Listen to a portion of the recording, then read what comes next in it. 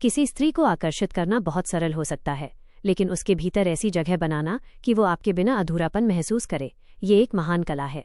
ओशो कहते हैं कि ये शरीर का नहीं बल्कि ऊर्जा और जुड़ाव का खेल है। ये विषय केवल आकर्षण का नहीं बल्कि एक गहरे आध्यात्मिक और मनोवैज्ञानिक रूपांतरण का है। ओशो के दर्शन के अनुसार किसी स्त्री को केवल अपनी ओर खींच लेना बहुत साधारण बात है, लेकिन उसके हृदय में ऐसी गहरी पैठ बना लेना कि वह आपके बिना स्वयं को अधूरा अनुभव करे, यह एक विरल कला है। यह शरीर की पकड़ नहीं बल्कि आत्मा का स्पर्श है। यह ऊर्जा, रहस्य और एक अटूट भावनात्मक सुरक्षा का खेल है। यदि आप इन रहस्यों की गहराई को समझ लेते हैं तो आप उसके लिए केवल एक व्यक्ति नहीं बल्कि एक अनिवार्य आवश्यकता बन जाते हैं। अपनी ऊर्जा को एक जीवंत चुंबक में बदलें।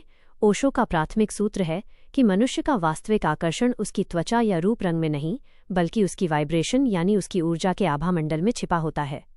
आपने देखा होगा कि कुछ लोग किसी महफिल में कदम रखते ही सबका ध्यान अपनी ओर खींच लेते हैं क्योंकि उनकी ऊर्जा मैग्नेटिक होती है। यदि आप निरंतर तनाव, क्रोध या हीनता के भाव में जीते हैं तो कोई भी आपके सान्निध्य में अधिक देर नहीं टिक पाएगा। ओशो एक सुंदर कहानी के माध्यम से समझाते हैं कि कल्पना कीजिए, दो व्यक्ति हैं, एक जो सदैव शिकायतों की पोटली लिए घूमता है और दूसरा जो भीतर से शांत, आत्मविश्वासी और थोड़ा नटखट, प्लेफुल है। स्त्री हमेशा उस दूसरे व्यक्ति की ऊर्जा की लत लगा लेगी क्योंकि उसके पास होने से उसे अपना अस्तित्व भी उत्सव जैसा लगने लगता है। सुनने की कला से उसकी आत्मा तक पहुंचें। प्रेम की वास्तविक यात्रा वहीं से आरंभ होती है जहां गहरी और मौन सुनने की कला शुरू होती है।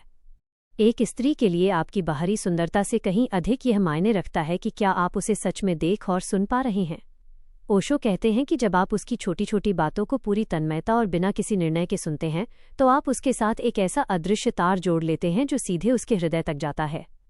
यदि वह आपसे कहती है कि आज का दिन बहुत थका देने वाला था और आप केवल औपचारिक जवाब देने के बजाय उसकी थकान के पीछे की भावना को पकड़ लेते हैं, तो वह आपके साथ एक रूहानी जुड़ाव महसूस करती है। आपके सुनने की यही गहराई धीरे धीरे उसकी एक ऐसी आदत बन जाती है जिसे वो किसी और के साथ कभी साझा नहीं कर पाती। रहस्य और अंतराल का सौंदर्य बनाए रखें। ओशो का एक बहुत ही क्रांतिकारी विचार है कि रहस्य के बिना प्रेम मृत हो जाता है। यदि आप हर समय उपलब्ध हैं, अपने जीवन की हर परत को पहले ही दिन खोल देते हैं और पूरी तरह से अनुमानित बन जाते हैं तो आप एक साधारण वस्तु की तरह हो जाते हैं। आकर्षण वहीं बना रहता है जहां थोड़ी अनिश्चितता और थोड़ा सस्पेंस हो।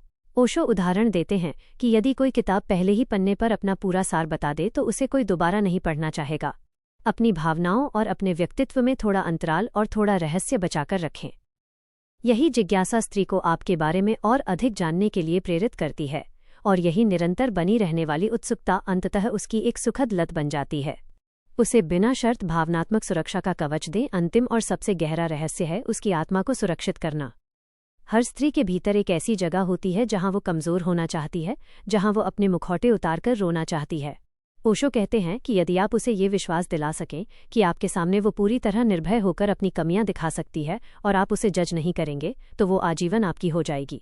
जब वो आपके सामने अपने सबसे अंधेरे पक्ष या अपनी पीड़ा को रखती है और आप उसे स्वीकार करते हुए कहते हैं कि तुम्हें कमजोर होने का पूरा हक है, तब वो आपके भीतर उस सुरक्षा को महसूस करती है जो उसे इस भागदौड़ भरी दुनिया में कहीं और नहीं मिलती। ये सुरक्षा, ये सुकून ही उसकी सबसे बड़ी मजबूरी बन जाता है क्योंकि आपके बिना उसे दुनिया बहुत असुरक्षित लगने लगती है। इन रहस्यों को अपनाकर आप केवल उसके जीवन का हिस्सा नहीं बनते बल्कि आप उसकी रूह का वो हिस्सा बन जाते हैं जिसके बिना उसका अस्तित्व उसे अधूरा लगने लगता है।